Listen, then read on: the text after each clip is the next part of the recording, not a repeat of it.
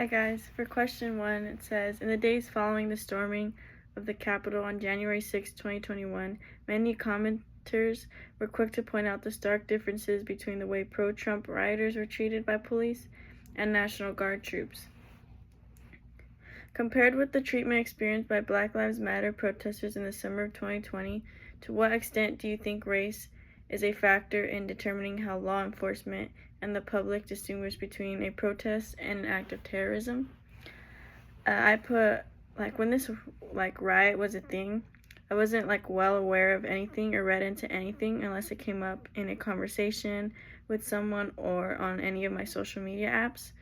I wasn't informed on how race was a determining factor on treatment during protests and riots like these, or just in general. The story of George Floyd was all over the internet, and with a whole bunch of proof. That's one story that I know that has to do with law enforcement and unjust actions.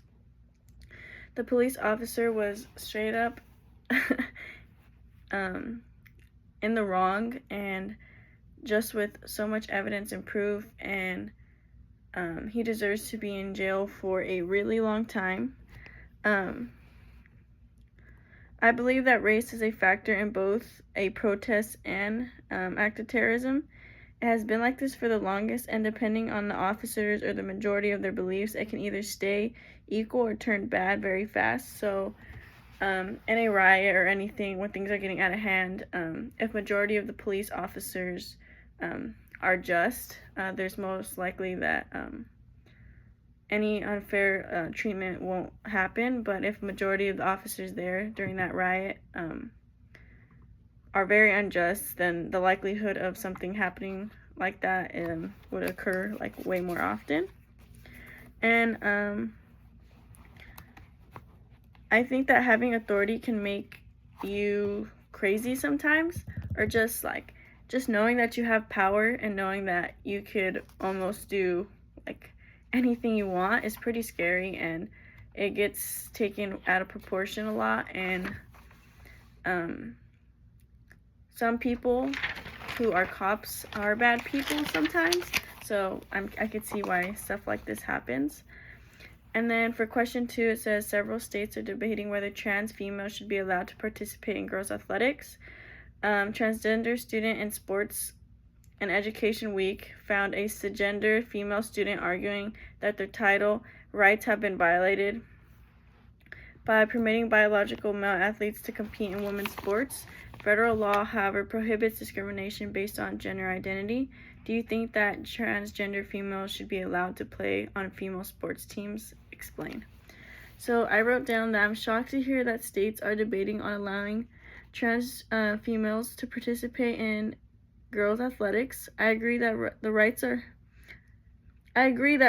violated by permitting biological male athletes to compete in women's sports. I don't believe that is a discrimination on gender identity, because it's not like people are saying that being a transgender is wrong or right. Personally, I don't think that this should be allowed. I play a college sport, and I couldn't imagine one of the really strong and athletic boys competing with me at practice or anything along those lines. Although you identify as a female, that doesn't mean that your athleticism or anything is like a female, and I think that there should be limits. For the third question, in what ways does your sex and cultural background influence your communication style? Describe a time when you altered your communication style because you were talking to someone of another gender, sexual orientation, race, or ethnic background. Evaluate whether the adjustments enhanced or impeded communication. I believe that sex and cultural background influence communication, but also it also influences behavior, and I think age has to do with it too. A time I altered my communication is when I talked to one of my male professors. I spoke differently because the person was older than me and had emphasized respect, and being a student, I wanted a good grade, so I put that into account and listened. I also noticed that when I speak to people who are Mexican, I talk to them differently than anyone else just because I'm Mexican. So I feel like my own race, or the people I talk to the most, are more understanding and the easiest to talk to. That's a personal opinion. So I think that these adjustments enhance communication with the examples that I've given. Thank you for listening to my discussion.